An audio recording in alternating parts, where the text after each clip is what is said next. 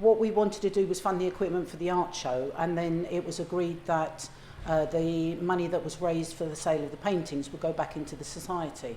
And the committee decided that, considering really the people that did the most work were the service users, that it would be the best way would be then to put the money back into the services. The Disability Society contributed the funds from the art exhibit towards the sensory room at St Bernadette's Resource Centre, buying more equipment for the room as it was being upgraded. The thing with learning disabilities is that it affects their senses. So some people are more stimulated by light, by sound, and that's where the sensory room comes in. I mean, it can be a place just to calm somebody down, but it can also be a place where it can heighten how they feel and, you know, bring them more into the world. Sensory rooms can help users calm down if they feel overwhelmed. They can promote communication and socialization and help focus on learning as well as other tasks.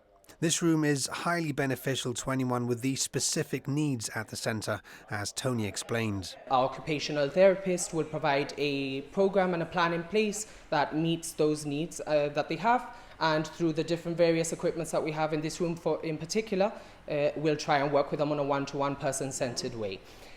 One of our equipments, for example, would be our Sensit chair, and that supports service users by folding over them, and that hugs gives them that sensation of pressure as well, and also gives them that sense of calming. So people with challenging behaviour, for example, could utilise it to regulate their emotions and start to process in terms of what staff are trying to achieve in small objectives. Through controlling light, sounds and what users can touch and smell, staff are able to positively shape the experience of those who are hypo and hypersensitive to sensory stimulus. It's become an essential part of the daily schedule here at St Bernadette's.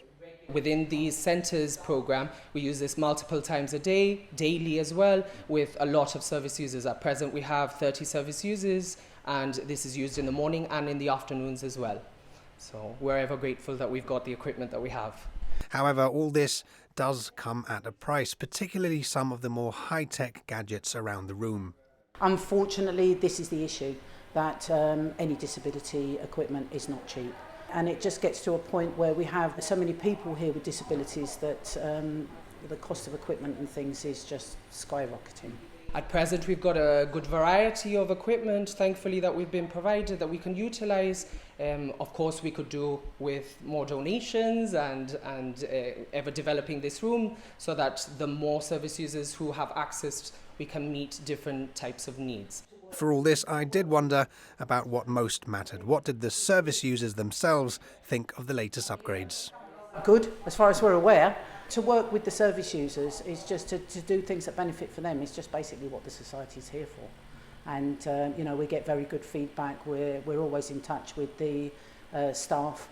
And, yeah, I think this room's gone down really well, really well.